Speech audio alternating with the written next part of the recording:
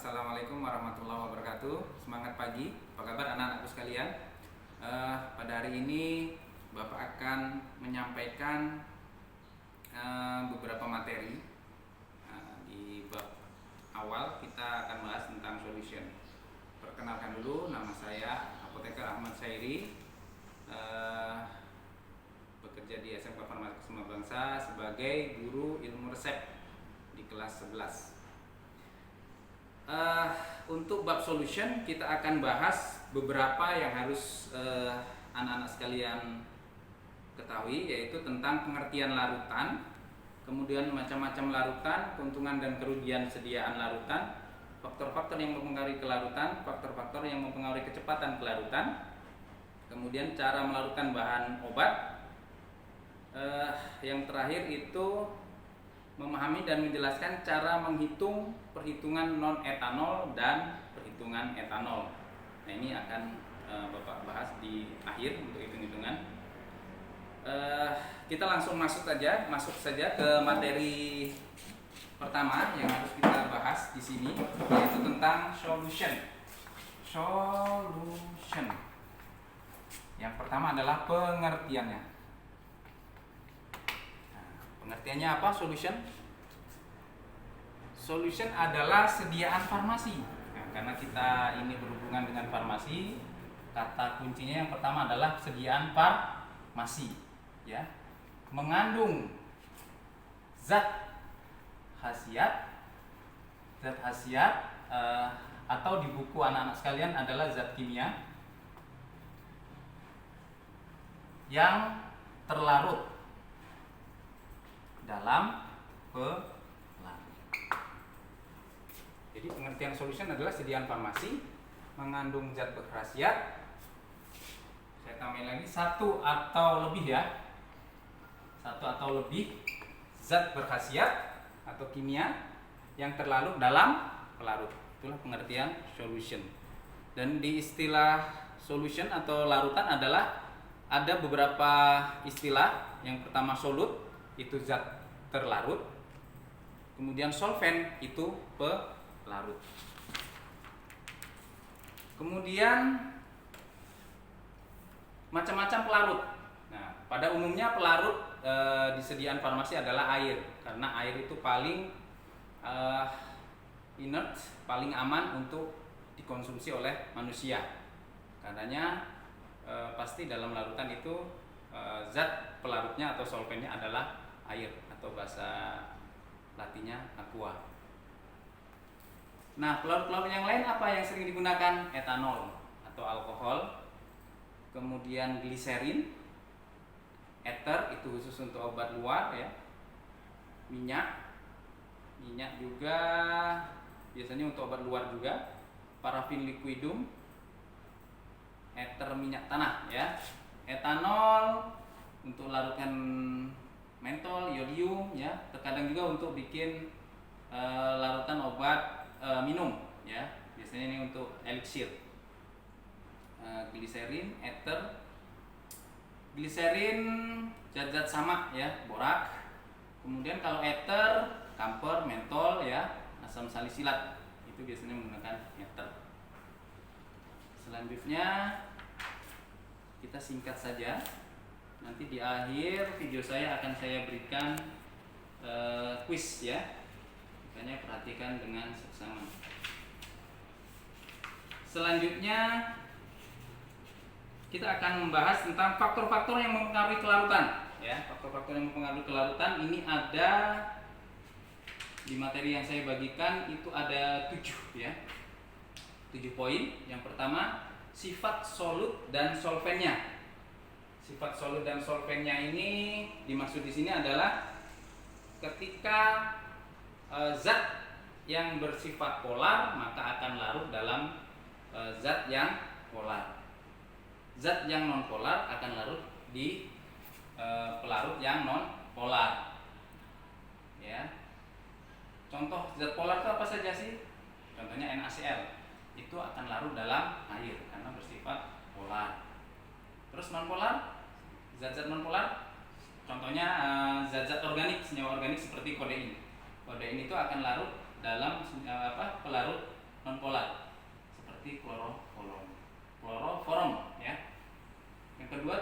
kosolvensi. Nah, kosolvensi ini tadi penghapusnya. Kosolvensi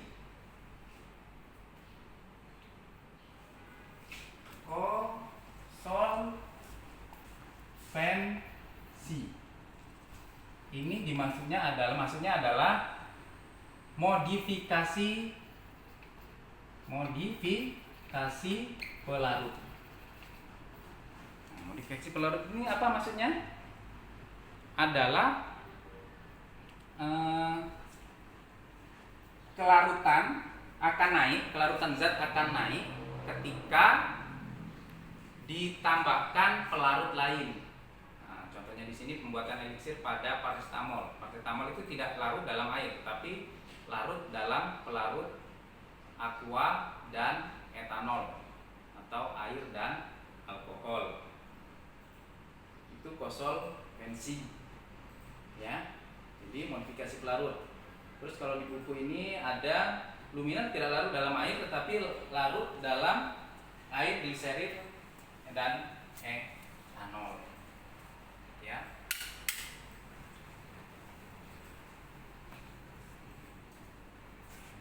Kemudian yang ketiga, kelarutannya. Ya, kelarutannya ini maksudnya zat yang mudah larut pasti membutuhkan pelarut yang sedikit.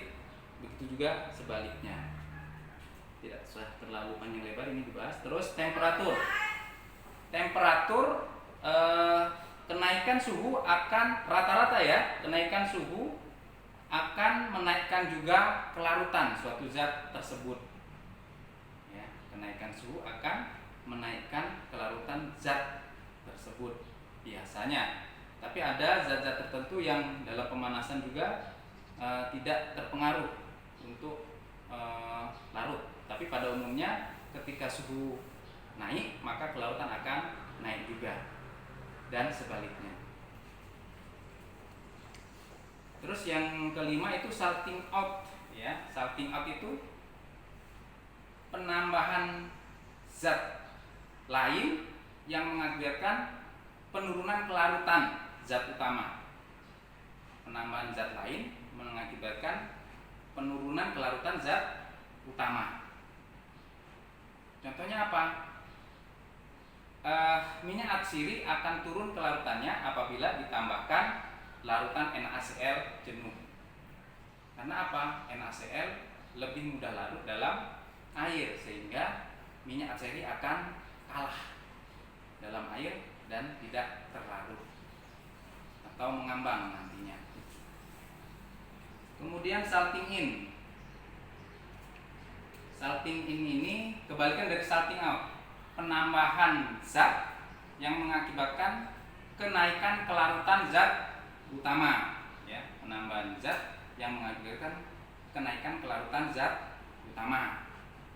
Contohnya di sini yang paling mudah ya, ada dua di sini. Saya akan contohkan satu saja. Riboflavin akan naik kelarutannya apabila ditambahkan nikotinamida karena terjadi penggaraman ya, riboflavin plus basa NH4 itu reaksinya. Nah, kemudian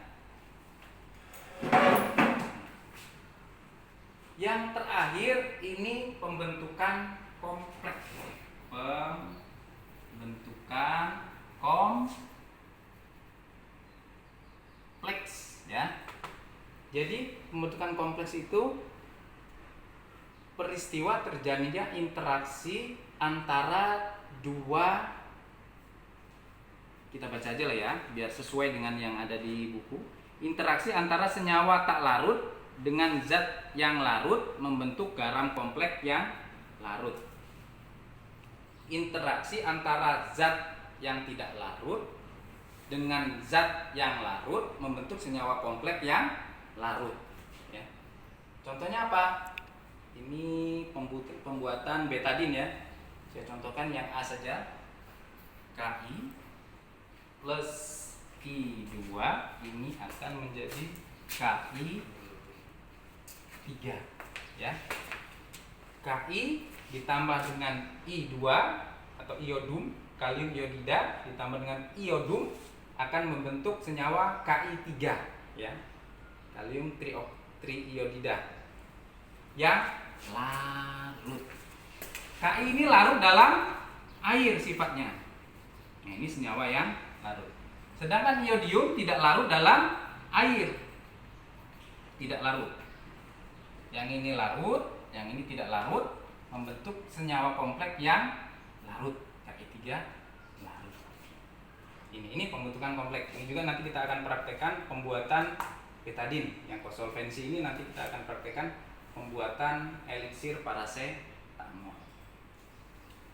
Oke. Sudah. Sekarang yang terakhir tentang faktor-faktor yang mempengaruhi kecepatan kelarutan. Faktor-faktor kecepatan kelarutan yang itu ada 3 ya. Pertama, ukuran partikel. Ya, semakin kecil ukuran partikel maka semakin mudah zat tersebut larut.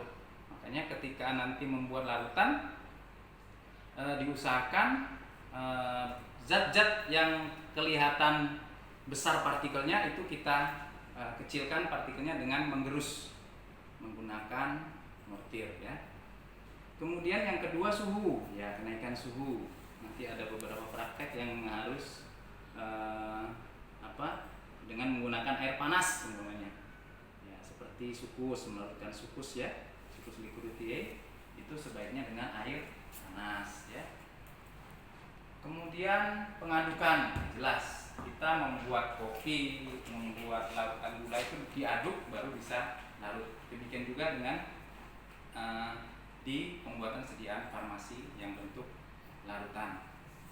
Itu materi yang bisa Bapak sampaikan. Silahkan dipelajari lebih lanjut. Kemudian untuk kuisnya itu akan silahkan nanti ditulis di kertas lembar, kemudian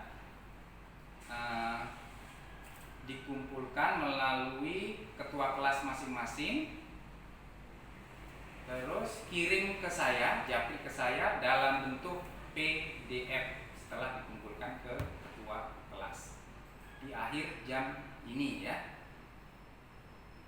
Yang pertama, satu soalnya, soal kuisnya, jelaskan pengertian solution ya. Kemudian jelaskan pengertian solution. Kemudian jelaskan pengertian kosolvensi dan contohnya ya. Pengertian kosolvensi dan contohnya.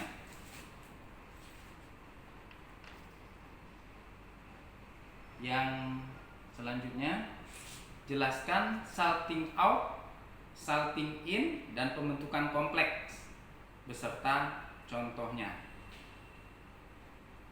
Bapak kira itu yang Bapak bisa sampaikan. Terima kasih atas perhatiannya. Wabillahi taufiq wal hidayah. Wassalamualaikum warahmatullahi wabarakatuh.